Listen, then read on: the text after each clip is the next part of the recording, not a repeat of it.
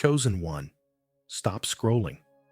Heaven stopped you here because you're about to discover the 7 signs proving she didn't actually win and why your freedom is the real victory. For months, you've watched her smile on social media, tormented by the question, did she get my blessing?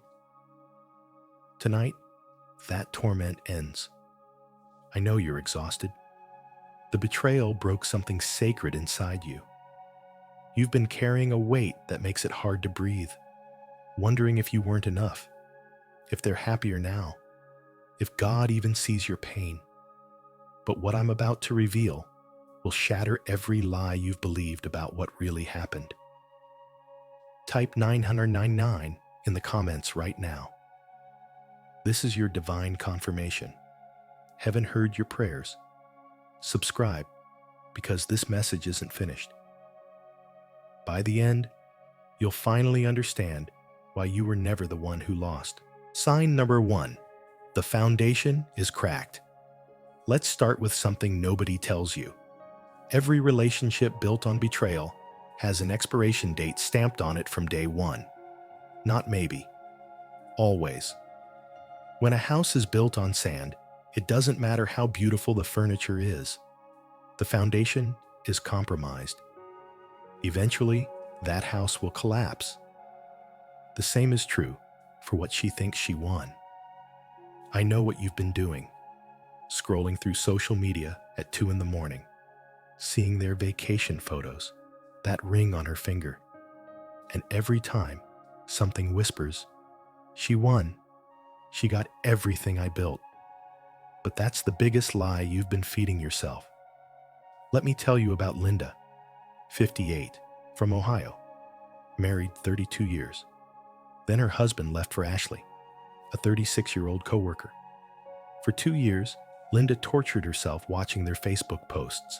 Cabo vacations, wine tastings, hiking trails Linda had suggested, but he was too busy for.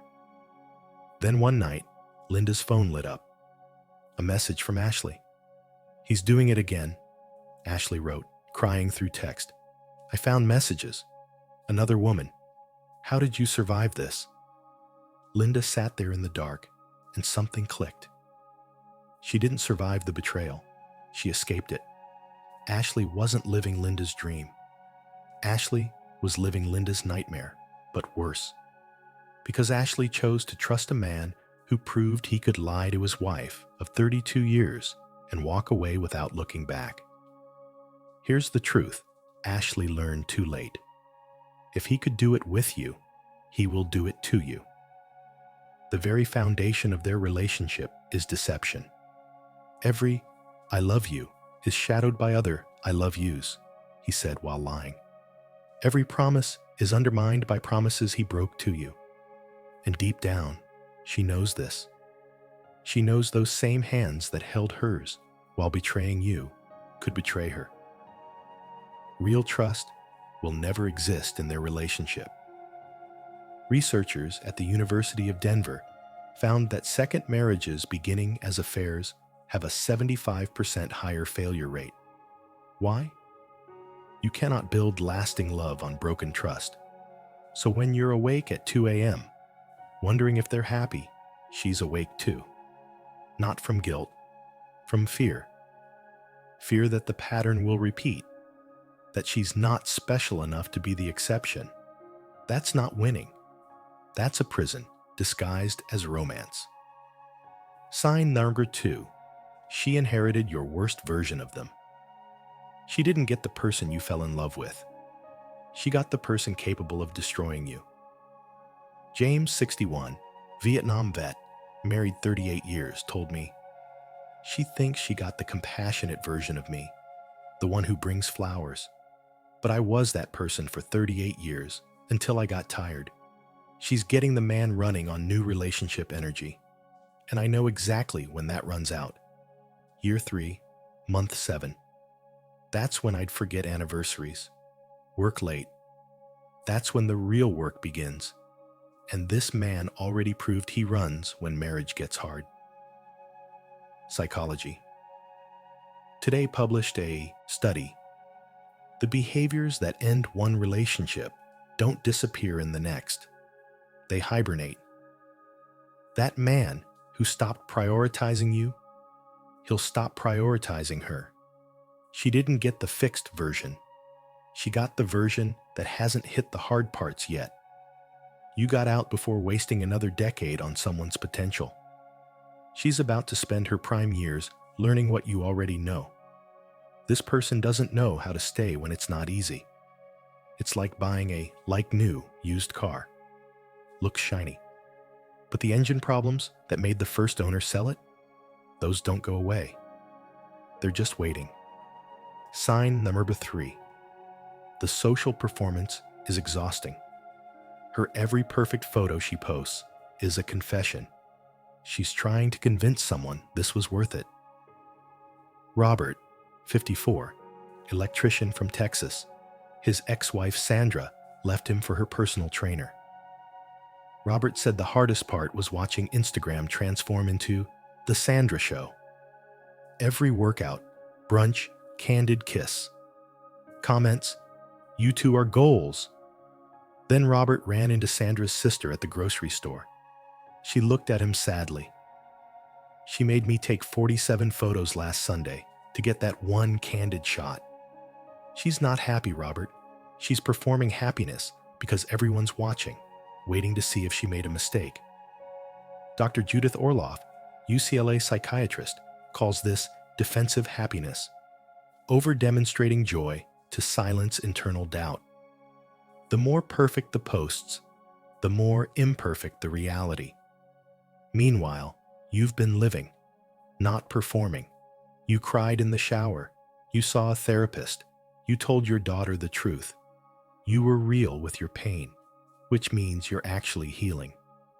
She's putting on a Broadway show for an audience that will get bored. When the curtain falls and she's alone with her truth, you'll already be free. Sign number 4. Her friends know the truth. The people who clapped loudest at the beginning are quietly distancing themselves now. Patricia, 67, retired teacher, called a radio show I consult for. Her best friend of 40 years, Diane, left her husband for a man from their book club. Patricia said, "I tried to be supportive, but after 6 months of Diane justifying it, this is different. You don't understand our connection." I couldn't anymore, because I do understand. She blew up 2 families for butterflies. Her other friends pulled back too. Now she only talks to people who didn't know her husband, because anyone who knew them knows what she did. Here's what no one tells you. You lose your community. Real friends who've seen you through decades can't unsee the damage. They might smile at the wedding, but the respect, the trust, gone. Your real friends stayed. The ones who brought casseroles, sat in silence, didn't judge your ugly crying. You know who your people are now. If you've got a friend who stuck by you, type their name in the comments. That's real wealth. Sign number 5. The guilt is a ghost that never leaves. She can justify all she wants. But at 3 a.m., the guilt whispers. My therapist friend shared this. A woman, 42, married to a man she'd had an affair with. 3 years in, she said, I can't enjoy anything. We'll be on vacation, and I'll think about his ex-wife. At his daughter's graduation, I see pain in her eyes. I thought love would be enough, but I can't escape what we did. It's like there's a third person in our marriage, his ex-wife's grief. Human beings are wired with conscience. We know when we've caused harm. No rationalization erases that pain. It lives in the relationship like mold in walls. Galatians 6:7. You reap what you sow. Plant poison, harvest poison. She planted happiness in someone else's pain. That soil doesn't grow peace. You get to move forward with a clear conscience. When you find love again, it'll be built on solid ground. No ghosts, no guilt. Sign number 6. She knows she's aging too. If he left you for someone younger, She's terrified of becoming you. David, 59, Atlanta. His wife left for a 48-year-old entrepreneur. David saw her at their grandson's birthday. She looked tense. Her boyfriend was on his phone. I watched her watching him, panic in her eyes. Because she's 56. She left at 56 thinking she'd get a second youth, but she's still 56. In 5 years, 61. And she chose a man who trades up. What happens when she becomes the older model? If age was a factor, she's living on borrowed time. Every birthday is a countdown. Every younger woman is a threat. She traded security of being loved through aging for anxiety about staying attractive enough. You're aging with dignity, not competing for validation. Your worth isn't tied to keeping someone who didn't value you. 5 years from now, you might be thriving while she's still checking his phone, still performing, still afraid. Sign number 7. She will never have what you had. She got a person, you had a history. Eleanor, 71, married 47 years. She gets him now. Bad hip, hearing aids, heart medication. I got him young and strong. Building our house, coaching Little League, dancing in our kitchen to Motown. She gets the twilight. I got the whole day. And I wouldn't trade our history for anything, not even to have him back. She didn't get your inside jokes, the shared language of decades, the memories of raising children, burying parents, surviving job losses. She gets a man. You had a life. So when you think she won, ask, what did she win? A relationship starting with lies? A person who discarded decades? A future built on pain? Or did you win by being freed from someone incapable of honoring what you built? By discovering your strength? By learning you can survive what you thought would kill you? 7 signs. She didn't win. The cracked foundation. Your worst version of them. The exhausting performance. The lost friendships. The inescapable guilt. The fear of aging. The lack of real history. This isn't about her. It's about you understanding what you lost wasn't the prize. What you gained was yourself, your clarity, your truth, your freedom. Now I know what you're thinking. She didn't win. But I don't feel like I won either. I feel lost. That's exactly what we tackle in part 2. The 5 stages of rebuilding yourself. After betrayal, and the stage no one warns you about. Share this with one person who needs it. Subscribe because part 2 gives you the roadmap you've been searching for. Which sign hit hardest? Comment below. You're not alone. I'll see you in part 2. Remember, you didn't lose. You were freed. There's a difference. 5 stages of rebuilding yourself after betrayal, and the stage no one warns you about. Welcome back, chosen one.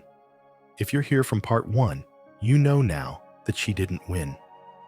But if you're honest, truly honest, you don't feel like a winner yet either. Maybe you feel like collateral damage, like a survivor stumbling out of a burning building, alive but not okay. And you're wondering, when does this stop hurting? When do I feel like me again? I'm going to walk you through the 5 stages of rebuilding after betrayal. Not the grief stages you've heard about. These are different. These are specific to you, to this pain, to this season of life. And here's what no one tells you. There's a stage between stage 3 and stage 4 that most people get stuck in for years. It's called the gray zone. And if you don't recognize it, it will quietly steal the rest of your life. Type the number of the stage you think you're in right now. 1, 2, 3, 4, or 5. If you don't know, type lost. Because by the end of this, you'll know exactly where you are and exactly where you're going. Stage 1, the shock, survival mode. Stage 1 is where you're just trying to breathe. This isn't grief yet. This is shock. Your body is flooded with cortisol and adrenaline. You can't eat, or you can't stop eating. You can't sleep, or you sleep 14 hours and still wake up exhausted. Karen, 62, from Portland, told me, "I don't remember those first 2 weeks after he left. I know I must have fed the dog. I know I showered, but I was on autopilot. My daughter kept asking if I was okay, and I kept saying yes because I didn't have capacity for anything else. I wasn't okay. I was a ghost." Dr. Bessel van der Kolk explains that betrayal activates the same brain regions as physical pain. This isn't just emotional. Your body thinks you're dying. If you're in stage 1 right now, hear me. You are going to survive this.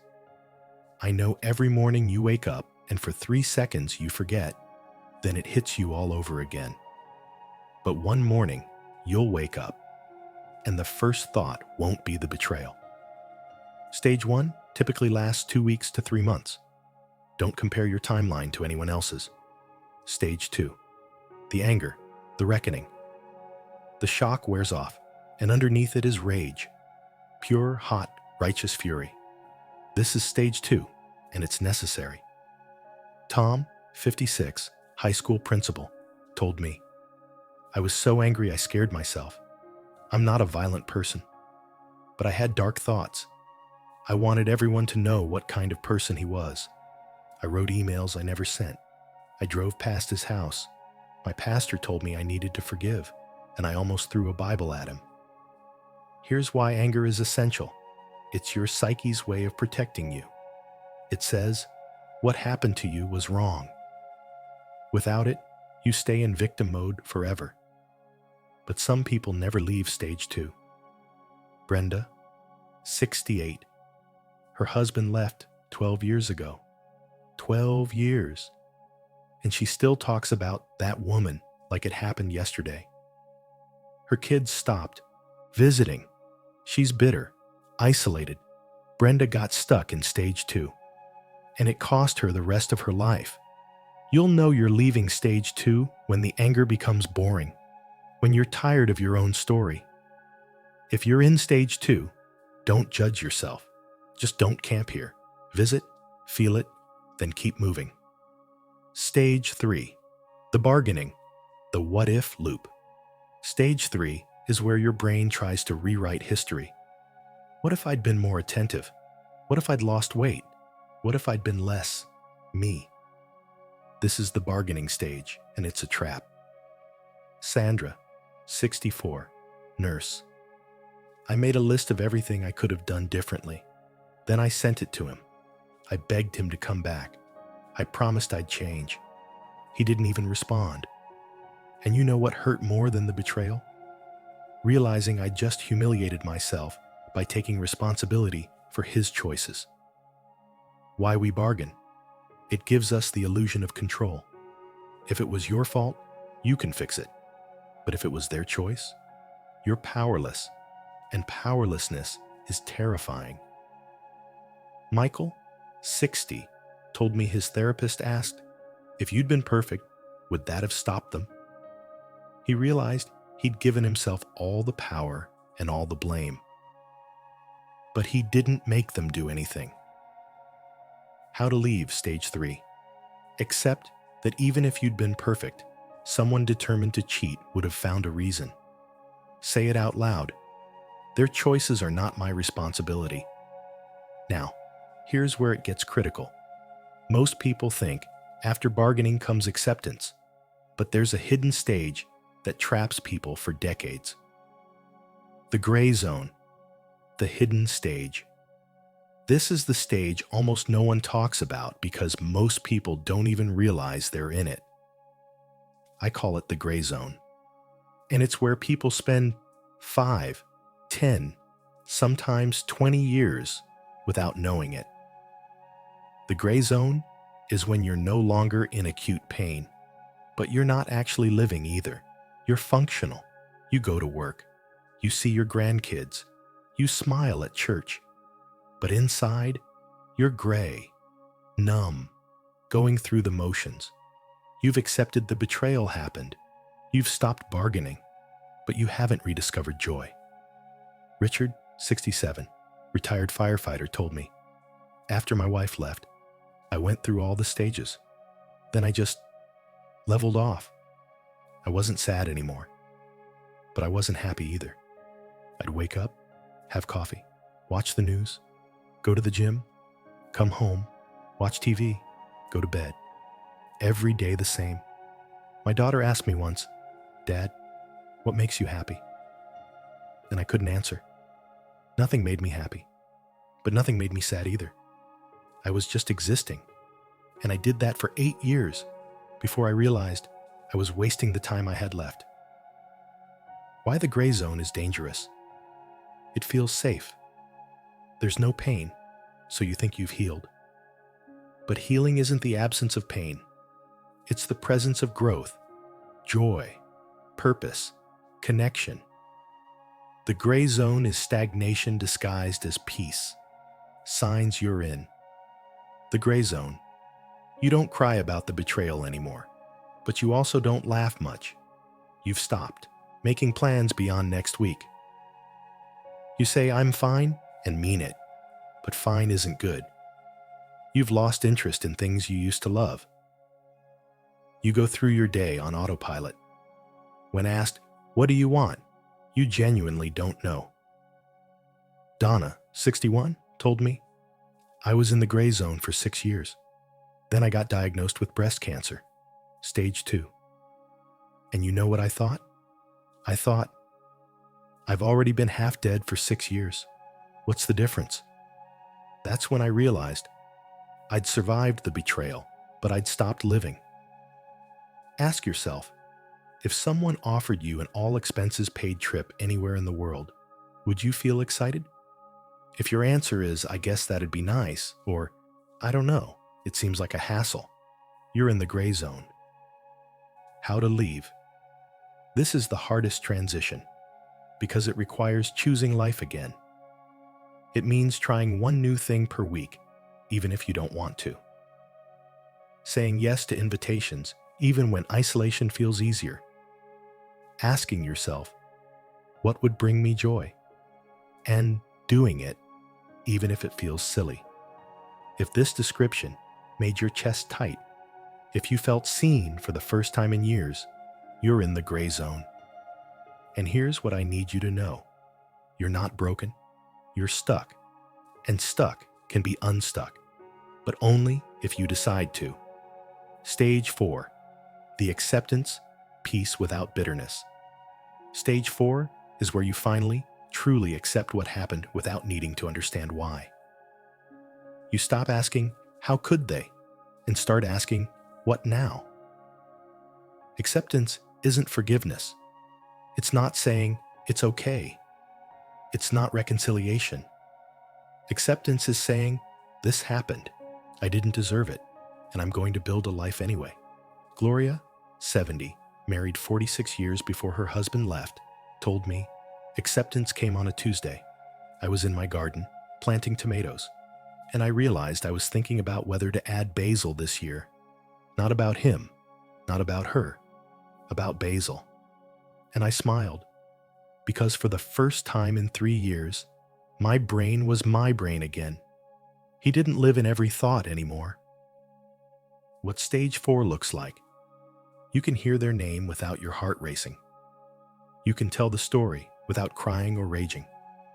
You've stopped checking their social media, not because you're forcing yourself, but because you genuinely don't care. You feel compassion for yourself. You can see the relationship clearly, the good and the bad. You've started making plans for your future. Paul, 58, told me, I ran into my ex-wife and her new husband at a restaurant, and for the first time, I didn't feel anything. Not anger, not pain, not even satisfaction that she'd gained weight. I just felt neutral. I nodded, said hello, and went back to my dinner. That's when I knew I was free. What you need in stage 4, to build, not rebuild, build new. This is where you pursue the hobby you gave up 30 years ago. Travel to the place you always wanted to see. Invest in friendships. Discover who you are outside of being someone's partner. Stage 4 doesn't mean you'll never think about the betrayal again. You will, but it won't knock you down. It'll be like seeing a scar. You remember how you got it, but it doesn't hurt anymore. Stage 5, the rebirth, becoming who you were meant to be. Stage 5 is where you don't just survive the betrayal, you transform because of it. This is where you become the person you couldn't have been if it hadn't happened. Janet, 65, from North Carolina, told me, "For 2 years after my husband left, I thought my life was over. Then one day, I was watching a documentary about women starting businesses after 60, and something clicked. I'd always wanted to open a bookstore coffee shop, always. But I'd put it off. Kids, mortgage, someday. Well, someday became now. I used half the divorce settlement, found a small space, and opened Chapter 2 Books and Brew. 3 years later, it's thriving. I host book clubs, open mic nights. I've lived more in 3 years than I did in the last 15 of my marriage. And here's the crazy part. I don't think I would have done this if he hadn't left. I would have kept playing it safe. His betrayal, it set me free. What stage 5 looks like. You've found purpose beyond the relationship. You're pursuing dreams you'd shelved. You've cultivated deep friendships. You help others going through similar pain. You feel gratitude, not for the betrayal, but for who you've become. Frank, 72, former pastor, betrayed after 44 years of marriage. Stage 5 is where I understood Romans 8:28. All things work together for good. Not that the betrayal was good, but that God can redeem even the worst things. I started a support group at my church for men dealing with infidelity. I've walked with dozens of men through their darkest nights. My pain became my ministry. That's stage 5. The paradox. Stage 5 is when you realize you wouldn't go back and prevent the betrayal, even if you could. Not because it didn't hurt, it did, but because of who you are now. The strength, wisdom, compassion, resilience you've gained. You earned that. Not everyone reaches stage 5. Some people stop at stage 4, and that's okay. But if you want more than just okay, if you want to squeeze every drop of meaning out of the years you have left, stage 5 is waiting. And the path there is simple. Decide that your life isn't over. It's just beginning. 5 stages. Shock, anger, bargaining, acceptance, rebirth, and the hidden gray zone that traps so many. Now you know where you are. And more importantly, you know you don't have to stay there. Here's what I want you to understand. You didn't ask for this journey. You didn't sign up for this pain. But you're on the journey, whether you like it or not. So the question isn't, why did this happen to me? The question is, who am I going to become because of it? A bitter person? A victim? A cautionary tale? Or a warrior? Someone who took the worst thing that ever happened to them and alchemized it into wisdom, strength, and freedom? I want you to do something right now. In the comments, write, "I am in stage X, and I'm ready to move forward." That's it. No explanation needed. Just claim where you are and declare you're not staying stuck. Remember Linda from part 1? The woman whose husband left for Ashley? 3 years after the betrayal, Linda went back to school and became a licensed counselor, specializing in infidelity trauma. Last year, she helped 60 people navigate what she navigated. She told me, "I'm not grateful he cheated, but I'm grateful for who I became when I decided cheating on me wasn't going to be the end of my story. It was going to be the beginning of my purpose." That can be your story too. If this helped you, subscribe. Part of healing is community. You're not alone. There are thousands of people watching this who understand your pain because they've lived it. We're building something here, a place where betrayal doesn't get the last word. You do. You're stronger than you think. You're further along than you realize. And your best chapter? It's not behind you. It's ahead of you. Now go write it. Share this with someone who's stuck. Comment your stage, and I'll see you in the next video. Until then, remember, you didn't just survive. You're becoming. If this message touched something deep inside you, if you finally feel seen and understood, subscribe to this channel right now. Click that notification bell, because heaven isn't finished speaking to you. There are more divine messages coming about your purpose, your calling, the extraordinary destiny waiting on the other side of this pain. Type Amen in the comments to seal this truth in your spirit. Share this with one person who needs to hear it tonight. Your breakthrough is closer than you think. I'll see you in the next message.